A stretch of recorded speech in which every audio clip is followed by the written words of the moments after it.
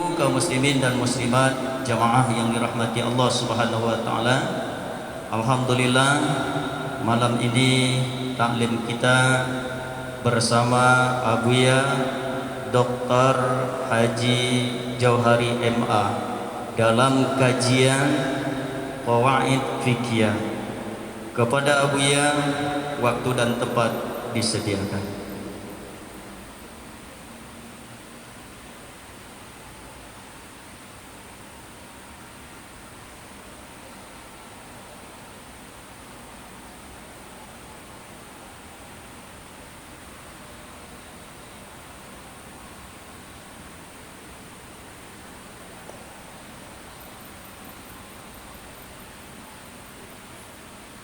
Bismillahirrahmanirrahim. Assalamualaikum warahmatullahi wabarakatuh. Alhamdulillahi rabbil alamin, wa bihi nasta'inu ala umurid dunya waddin. Ashhadu an la ilaha illallah wahdahu la syarika lah, al-malikul haqqul mubin. وأشهد أن محمدًا عبده ورسوله سيد المرسلين. أما بعد. Bapak Ibu, kaum muslimin, kaum muslimat, sidang jemaah yang dimuliakan oleh Allah Subhanahu wa taala, tak berhenti-hentinya kita bersyukur kepada Allah Subhanahu wa taala, karena memang Allah Subhanahu wa taala tidak juga pernah berhenti mencurahkan rahmatnya, karunia-Nya, taufik, hidayah serta inayahnya, sehingga dengan semua itu alhamdulillah sampai pada malam hari ini kita masih diberi kesempatan, diberi kekuatan oleh Allah Subhanahu wa taala untuk dapat memenuhi panggilannya, melaksanakan sholat fardu maghrib berjamaah. Kita tambah dengan 2 rakaat ba'diyah maghrib.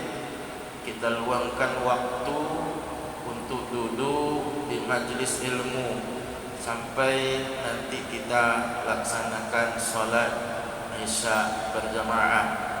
Mudah-mudahan semua yang kita lakukan itu akan memberikan kesaksian di hadapan Allah Subhanahu wa taala bahwa di sebahagian waktu yang Allah berikan kepada kita, kita pakai, kita pergunakan untuk berta'abbud, untuk beribadah kepada Allah Subhanahu wa taala. Salawat dan salam kita sampaikan wa junjungan kita Nabi besar Muhammad sallallahu alaihi wasallam. Allahumma salli ala sayyidina Muhammad wa ala ali sayyidina Muhammad.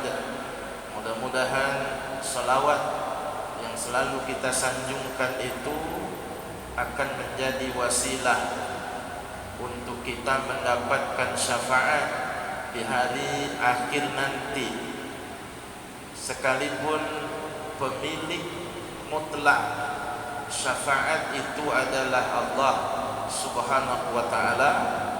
Tidak ada yang bisa memberikan syafaat kecuali Allah Subhanahu wa taala mengizinkannya.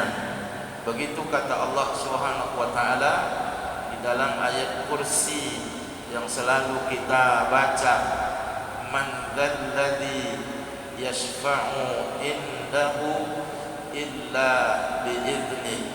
Tidak satu orang pun yang bisa memberikan syafaat di hari akhirat nanti illa bi'idznih, kecuali atas izin Allah Subhanahu wa taala.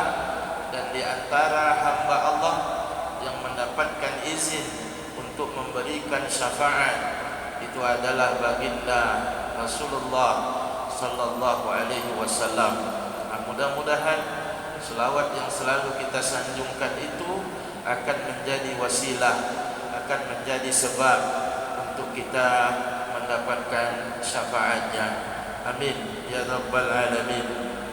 Bapak Ibu kaum muslimin, kaum muslimat, sidang jamaah yang dimuliakan oleh Allah Subhanahu wa taala, pengajian untuk malam hari ini saya sampaikan satu kaidah singkat, satu kaidah fikih singkat. Kaidah itu bunyinya, idza tazahamatil masalih quddimal a'la minha. Idza tazahamatil masalih quddimal a'la minha. Apabila terjadi kontradiksi antara satu maslahah dengan maslahah yang lain, antara satu kebaikan dengan kebaikan yang lain, rumusannya menurut kaidah ini, quddimal a'la minha, maka diprioritaskanlah, didahulukanlah maslahat yang lebih tinggi dari kedua maslahat yang kontradiktif itu.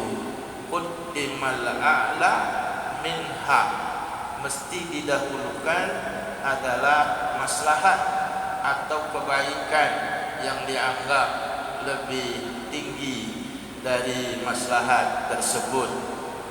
Bapak Ibu kaum muslimin, kaum muslimat yang dimuliakan oleh Allah Subhanahu wa taala, kaidah ini didasarkan pada satu firman Allah Subhanahu wa taala yang tertuang dalam surat Al-Baqarah ayat ke-148, di mana Allah Subhanahu wa taala berfirman, a'udzu billahi minasy syaithanir rajim, bismillahirrahmanirrahim, fastabiqul khairat. Maka hendaklah kamu, kata Allah, berlomba-lomba dalam hal kebaikan, dalam hal kemaslahatan. Ayat ini memerintahkan kepada kita untuk berlomba-lomba, untuk selalu melakukan kemaslahatan, selalu melakukan kebaikan-kebaikan, apapun yang kita bisa melakukannya. Karena di dalam kita bertakwa kepada Allah Subhanahu wa taala, Allah hanya menuntut kepada kita untuk melakukan kebaikan-kebaikan itu sesuai dengan batas kemampuan yang kita punya. Ittaqullaha mastata'tum, takutlah, bertakwalah kamu kepada Allah Subhanahu wa taala, mastata'tum, sesuai dengan apa kesanggupan, apa kemampuanmu untuk melakukan kebaikan atau kemaslahatan itu. Nah, Bapak Ibu yang dimuliakan oleh Allah Subhanahu wa taala, berlomba-lomba untuk berbuat kebaikan, berlomba-lomba untuk melakukan kemaslahatan. Kalau keinginan kita secara pribadi, semua yang namanya kebaikan, semua yang namanya kemaslahatan, sebisanya kita ingin melakukannya. Kebaikan A kita ingin melakukannya, kebaikan B kita juga ingin melakukannya, kebaikan C kita juga ingin melakukannya. Begitulah keinginan kita untuk melakukan setiap kebaikan, setiap kemaslahatan.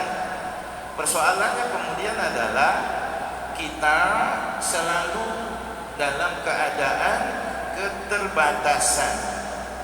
Ya, kita selalu berada dalam keterbatasan. Dan dengan keterbatasan itu, kalau kita lakukan maslahah A, kita tak dapat melakukan maslahah B karena keterbatasan. Kalau kita lakukan maslahah B, maslahah A tertinggal pula. Begitu juga kalau ada masalah yang lain yang kita ingin buat, yang ingin kita lakukan, ya, masalah yang lebih tinggi bisa saja kadang-kadang terabaikan. Nah, kita melalui kaidah ini itu diajarkan ketika kita memiliki keterbatasan sehingga tidak semua maslahah itu bisa kita lakukan.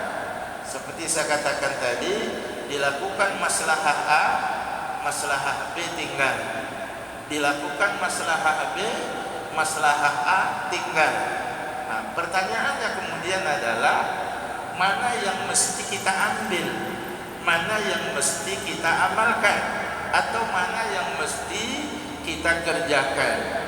Nah, kalau kita merujuk kepada kaidah tadi, maka rumusnya adalah idza tazahamatil masalih. Kalau terjadi kontradiksi antara satu maslahah dengan maslahah yang lain, maslahah A dikerjakan, maslahah B tertinggal. Maslahah B kita lakukan, maslahah A tak bisa kita kerjakan karena kita memiliki keterbatasan. Maka Bapak Ibu yang dimuliakan oleh Allah, merujuk kepada kaidah tadi, kita mesti memilih maslahah yang lebih tinggi. Kita mesti memilih maslahah yang lebih a'la. Quddimal a'la minha. Didahulukan maslahah yang lebih tinggi dari maslahah yang lain.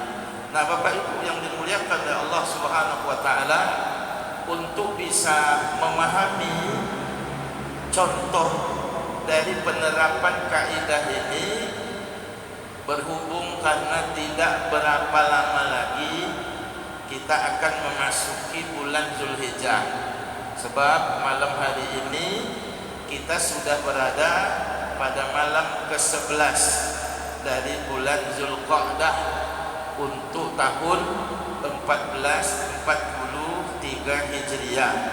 Bersyukur kita kepada Allah Subhanahu wa taala, kita kembali dipertemukan oleh Allah Subhanahu wa taala dengan bulan-bulan mulia yang Allah sebut sebagai bulan haram. Nah, bulan haram, salah satu dari bulan haram itu, kata Nabi sallallahu alaihi wasallam, salasatun mutawalliyatun. Bulan haram itu 3 bulannya berturut-turut. Apa yang berturut-turut itu? Zulqa'dah wa Zulhijjah wal Muharram wa Rajab Mudhar baina Jumada wa Sya'bana. Jadi bulan haram itu kata Allah di dalam Al-Qur'an, arba'atun minha arba'atun hurum. Dari 12 bulan dalam 1 tahun itu diantaranya ada 4 bulan yang Allah sebut sebagai bulan haram, bulan-bulan yang dimuliakan oleh Allah Subhanahu wa taala. Kata Nabi, 3 bulannya berturut-turut, yaitu Zulqa'dah, Zulhijjah dan bulan Muharram. Nah, selama 3 bulan ini nanti, dari Zulqa'dah ini sampai bulan Muharram, itu berarti kita berada pada bulan haram, bulan-bulan yang dimuliakan oleh Allah Subhanahu wa taala. Siapapun yang beramal di dalamnya, siapapun yang beribadah di dalamnya, maka amalan ibadah yang dikerjakannya pada bulan-bulan haram itu dilipat gandakan pahalanya oleh Allah Subhanahu wa taala dengan sebab kemuliaan yang ada pada bulan-bulan haram itu. Tetapi sebaliknya, barang siapa yang berbuat maksiat di dalam bulan-bulan haram ini, itu dosanya juga dibesarkan oleh Allah Subhanahu wa taala. Sebab apa? Sebab dia melanggar kesucian bulan-bulan yang dimuliakan oleh Allah Subhanahu wa taala ini.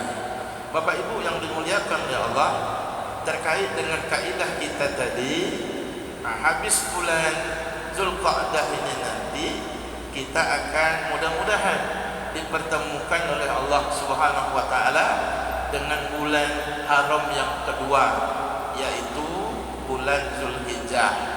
Bulan Zulhijjah. Jadi kalau dibandingkan bulan Zulqa'dah, bulan Zulhijjah, bulan Muharram, yang keempat bulan haram itu adalah bulan Rajab yang terletak antara Jumadil akhir dengan Sya'ban, maka kemuliaan itu lebih tinggi ada di bulan Zulhijjah. Sebab apa? Di dalam bulan Zulhijjah itu ada satu amalan, ada satu ibadah yang paling tinggi nilainya, yakni pelaksanaan ibadah haji ke tanah suci. Nah, tetapi bagi kita tidak dapat melaksanakan ibadah haji, kata Nabi SAW, tidak ada amalan pada bulan Zulhijjah itu selain dari haji, ya, kecuali kata Nabi apa? Ihraqud dam, kecuali amalan mengalirkan darah, yaitu menyembelih hewan kurban. Bapak Ibu yang dimuliakan oleh Allah, di dalam bulan Zulhijjah amalan yang paling mulia dicintai oleh Allah selain haji itu adalah ihraqud dam, yaitu menyembelih hewan kurban. Tetapi bisa jadi pada saat yang sama ada maslahah lain yang mesti kita tunaikan. Misalnya ada kewajiban untuk melunasi hutang. Melunasi hutang adalah kewajiban dan itu adalah maslahat. Menyembelih korban adalah kebaikan, maslahat. Persoalannya karena keterbatasan yang kita punya, kalau saya punya uang, saya pakai untuk ikut sebagai sahibul kurban, saya tak bisa melunasi hutang. Padahal hutang itu sudah sampai saatnya harus saya bayar. Kalau saya bayar hutang pada bulan Zulhijjah nanti, saya tak bisa ikut sebagai peserta kurban. Nah, kira-kira seperti itu. Yang paling bagus tentunya adalah utang dibayar, kurban dilakukan. Nah, itu yang paling afdal. Tapi kan tidak semua orang bisa seperti itu. Seperti saya katakan tadi, kita ada kalanya berada dalam keterbatasan. Kalau ingin berbuat kebaikan, tak usah lagi. Yang ini mau kita lakukan, yang ini mau kita lakukan, yang itu mau kita lakukan. Tetapi saya katakan tadi, kita ada kalanya memiliki keterbatasan. Karena keterbatasan itulah, kalau tadi ditanya mana yang mesti saya dulukan, maslahat mana yang harus saya dulukan, apakah ikut peserta kurban atau saya membayar utang? Dua-duanya maslahat. Berkorban itu maslahat luar biasa. Seperti saya katakan tadi, tidak ada ibadah yang paling dicintai oleh Allah di dalam bulan Zulhijjah itu selain haji, kecuali menyembelih kurban. Ya, fasalli li rabbika wanhar, kata Allah. Maka hendaklah kamu salat atas nama Rabbmu Allah Subhanahu wa taala. Sudah itu apa kata Allah? Wanhar, maka hendaklah kemudian engkau menyembelih, berkorban. Nah, sehingga perintah berkorban itu oleh Nabi sallallahu alaihi wasallam, ya, selain dari hadis tadi bahwa berkorban itu adalah ibadah yang paling dicintai oleh Allah, nah, maka Nabi marah dalam arti sehingga beliau katakan, siapa yang punya kemampuan, yang diberi kelapangan untuk ikut berkorban, nah, lalu dia tak ikut berkorban, apa kata Nabi? Fala yaqrabanna musallana, jangan dekati tempat sholat kami. Ini kan bahasanya marah. Kalau orang punya kemampuan, punya kesanggupan, tetapi dia tidak melaksanakan penyembelihan korban, karena itu adalah maslahat. Nah, tetapi pada sisi lain, utang kalau sudah sampai saatnya dibayar, maka kita wajib melunasinya. Nah, persoalannya utang ini, Bapak Ibu yang dimuliakan oleh Allah Subhanahu wa taala, itu bukan hanya persoalan di dunia ini saja, tetapi utang piutang itu sampai nanti, ya, setelah kita mati pun dibangkitkan nanti pada hari berbangkit, utang piutang yang tidak selesai itu akan menjadi masalah.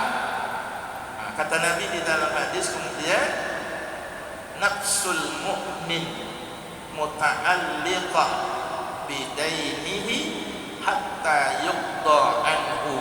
Nah, sampai-sampai kalau seorang mukmin itu mati, kata Nabi, jiwanya itu muta'alliqah, itu tergantung-gantung, terawang-awang bidainihi, karena hutangnya, la hatta yuqda anhu, sampai hutangnya itu diselesaikan, sampai hutangnya itu dibayar.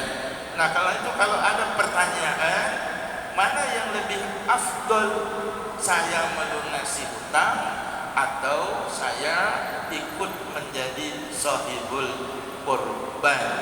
Nah, kalau mampu kedua-duanya, itulah yang paling afdol. Tetapi kalau harus memilih, nah, kita dalam kaidah tadi diajarkan quddimal a'la minha, mestilah didahulukan maslahat yang lebih a'la, maslahat yang lebih tinggi dari keduanya. Nah, pertanyaannya kemudian, mana yang lebih tinggi maslahat antara membayar hutang dengan ikut menyembelih korban? Nah, Bapak itu yang dimuliakan oleh Allah Subhanahu wa taala, kalau kita merujuk kepada fatwa-fatwa para ulama itu bersepakat, kalau ditanya mana yang lebih afdol antara melunasi hutang dengan menyembelih korban, walaupun kedua-duanya adalah kebaikan, dua-duanya adalah kemaslahatan, para ulama bersepakat mendahulukan pelunasan hutang. Itu adalah maslahat yang a'la, itu adalah maslahat yang lebih tinggi, yang itu mesti didahulukan ketimbang ikut sebagai sahibul korban. Nah, begitu kaidah mengajarkan, karena kita harus mendahulukan maslahat yang lebih tinggi. Nah, yang lebih tinggi antara melunasi hutang dengan penyembelihan korban, itu lebih tinggi maslahat melunasi hutang, dengan beberapa alasan yang dibuat oleh para ulama. Yang pertama, melunasi hutang itu hukumnya wajib. Berkorban, kalau kita ikut jumhur fuqaha, itu hukumnya sunnat muakkad, sunnat diberatkan, maka pasti yang wajib mesti didulukan ketimbang amalan sunat, walaupun itu adalah sunnat muakkad. Kalaupun misalnya menurut sebahagian fuqaha berkorban itu hukumnya wajib, katakanlah berkorban itu wajib lah, kalau berkorban wajib, melunasi hutang wajib, para ulama tetap berpendapat bahwa mendahulukan hutang itu mesti didahulukan, ya, quddimal a'la, karena kemaslahatannya lebih tinggi. Nah, seperti saya katakan tadi, beberapa alasan kenapa para ulama lebih memprioritaskan untuk melunasi hutang ketimbang ikut menyembelih korban. Nah, karena persoalan hutang, Bapak Ibu yang dimuliakan oleh Allah Subhanahu wa taala, itu tidak selesai di dunia ini saja. Hutang piutang juga tidak selesai kalau kita nanti mati. Tetapi hutang piutang itu nanti akan berbuntut panjang sampai di depan pengadilan Allah Subhanahu wa taala di akhirat kelak. Kata Nabi sallallahu alaihi wasallam, kalau hutang-hutang kita di dunia ini tak selesai lalu kita mati, maka kalau ada orang mati, harta yang ditinggalkannya itu belum menjadi harta warisan.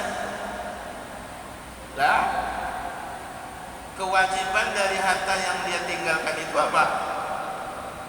Membayar utang, melaksanakan wasiat, yusa atau yusi biha audain. Dia tunaikan wasiat, dia bayarkan utang. Kalau dari pelaksanaan wasiat dan pelunasan hutang si mati itu ternyata hartanya berlebih, barulah itu menjadi harta warisan ya bagi para ahli waris yang masih hidup. Nah, supaya apa? Supaya di akhirat nanti tidak bermasalah. Sebab di akhirat itu nanti ketika kita sudah mengikuti prosesi hisab, prosesi mizan, penimbangan amal, katakanlah amalan setelah ditimbang itu amalan kita lebih banyak beratnya amal-amal kebaikan. Nah, fa amma man saqulat mawazinuhu fa huwa fi 'ishatir radiyah. Adapun orang yang timbangan amalnya lebih banyak baiknya ketimbang buruknya, fa huwa fi 'ishatir radiyah. Itu berarti dia berada pada kehidupan, pada ma'isyah yang diridhoi oleh Allah Subhanahu wa taala. Itu berarti dia masuk surga. Begitu. Tetapi persoalannya Bapak Ibu, berat timbangan amal kita yang konsekuensinya adalah surga, tetapi itu bisa terhalang. Kata orang-orang yang kita dulu berhutang tak selesai, ya Allah, tunggu dulu, si fulan ini belum layak masuk surga sekalipun timbangan amal baiknya banyak.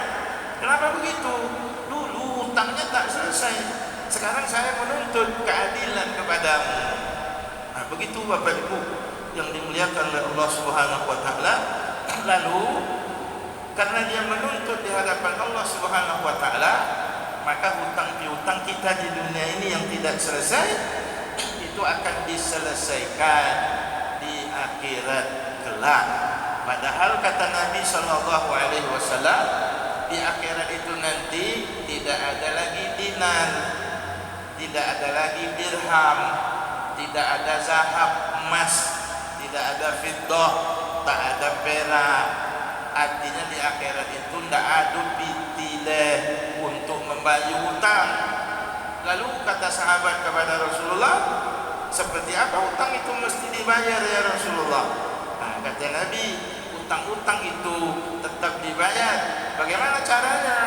Caranya amalan baik kita tadi itulah sebagai pembayaran utang-utang kita yang kalau tidak selesai di dunia ini, dibayar melalui amalan-amalan pahala kita, pahala sholat, pahala puasa, pahala iktikaf, pahala zakat, pahala haji, pahala umrah, pahala sedekah, pahala menyantuni anak yatim untuk kita bayar. Apalagi kalau tempat berhutangnya banyak. Si A, si B nuntut, si C nuntut. Kalau kemudian tak cukup, kalau tak cukup kata Rasul sallallahu alaihi wasallam, maka dosa orang bersangkutan tempat kita berhutang tadi yang berpindah kepada kita, kita ambil dosa-dosa orang tersebut. Maka kata Nabi, jadilah orang itu muflis, yaitu bangkrut di akhirat. Kalau orang bangkrut dunia itu masih bisa bernafas, orang bangkrut di dunia masih ada kesempatan bangkit. Tetapi kalau bangkrut di akhirat, tentu nerakalah kemudian tempat yang akan kita tempati nanti. Bapak Ibu yang dimuliakan oleh Allah, oleh karena itu tetap bahwa kalau disuruh harus memilih mana, tetap prioritasnya itu adalah pelunasan hutang. Hutang itu adalah hak hamba, sementara korban itu hak Allah. Nah, maka kalau terjadi kontradiksi, quddimal a'la, dulukan maslahat yang lebih tinggi. Kalau dibandingkan hak Allah dengan hak hamba, maka hak hamba itu mesti didahulukan. Dan sekalipun bulan haji nanti barangkali kita tidak bisa ikut sebagai peserta kurban, tetapi itu tidak membabitkan kita di akhirat kelak kalau hutang-hutang yang tadi tidak selesai. Bapak Ibu yang dimuliakan oleh Allah Subhanahu wa taala, saking pentingnya hutang ini untuk diselesaikan. Kalau ada orang mati syahid, kata Nabi, 2 kali mati syahid. Pasti tak ada kan orang mati 2 kali. Nah, tapi kalau ada orang mati syahid sampai 2 kali, kata Nabi, belum jaminan dia masuk surga. Seharusnya masuk surga, tetapi tak jadi masuk surga, itu karena hutang piutang yang tidak selesai. Hutang piutang yang tidak selesai itu tidak ada pemutihan, sekalipun dia matinya syahid sampai 2 kali mati syahid, tetap hutang itu mesti diperhitungkan. Nah, Bapak Ibu yang dimuliakan oleh Allah Subhanahu wa taala, jadi kalau pada bulan Dzulhijjah nanti ada hutang yang mesti dilunasi, ada perintah untuk kita ikut berkorban. Kalau tak mungkin kedua-duanya karena keterbatasan, dahulukanlah membayar hutang ketimbang kita ikut menyembelih kurban. Bapak Ibu yang dimuliakan oleh Allah, lalu dalam fatwa ulama itu dilanjutkan, bagaimana kalau hutangnya itu belum jatuh tempo, artinya masih ada tenggang waktu. Bulan Dzulhijjah sudah sampai, ada uang paling tidak cukup untuk 1 peserta kurban, tapi saya juga tadi punya hutang, tetapi hutangnya itu masih ada jangka waktu untuk saya melunasinya. Tapi kalau tadi dalam waktu bersamaan harus hutang didahulukan. Kalau hutang yang mesti kita lunasi itu masih berjangka waktu untuk kita melunasinya, dalam fatwa para ulama ada 2 kategori, ya, diklasifikasinya menjadi 2. Yang pertama, kalau kita punya cadangan untuk membayarkan hutang yang belum sampai masa tempo, jatuh tempo itu, kita ada cadangan untuk pembayaran hutangnya. Mungkin ada gaji yang akan diterima, mungkin ada honor yang akan kita terima, mungkin ada sertifikasi yang akan kita terima, mungkin ada orang yang akan membayarkan hutangnya kepada kita. Nah, itu berarti ada cadangan.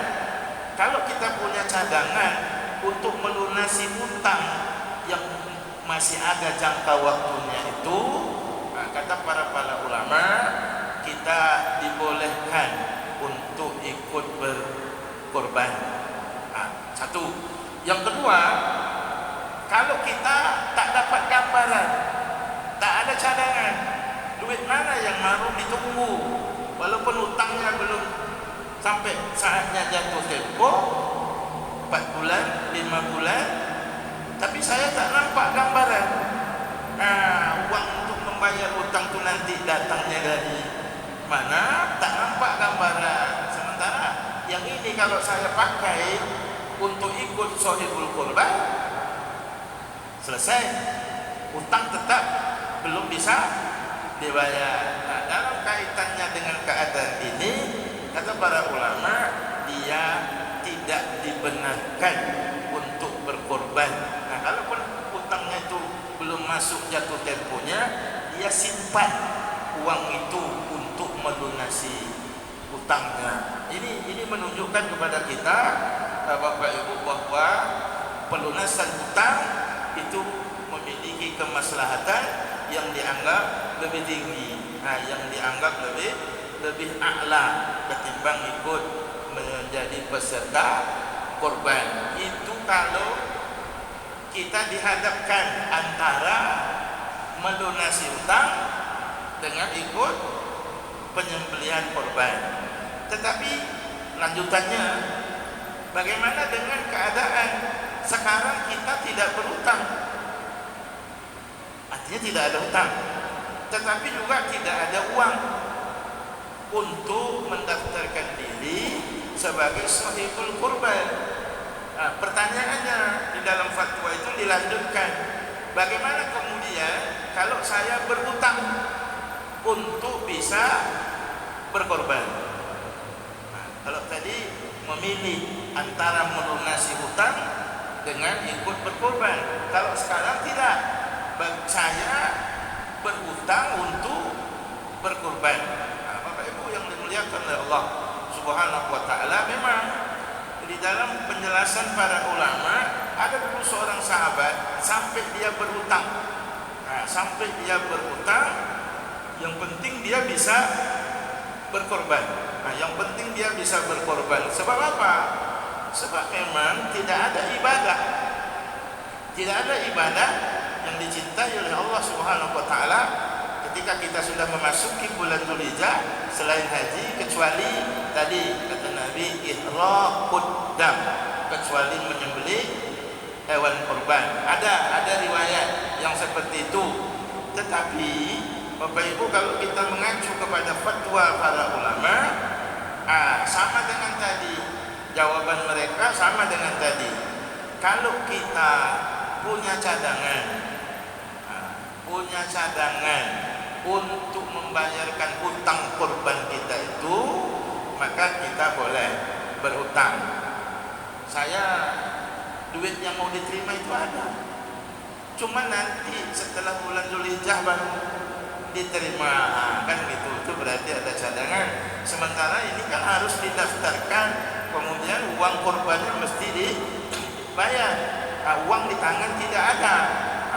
Kalau nanti ada cadangan untuk kita membayarnya atau melunasinya, dalam fatwa ulama itu boleh kita kemudian berhutang.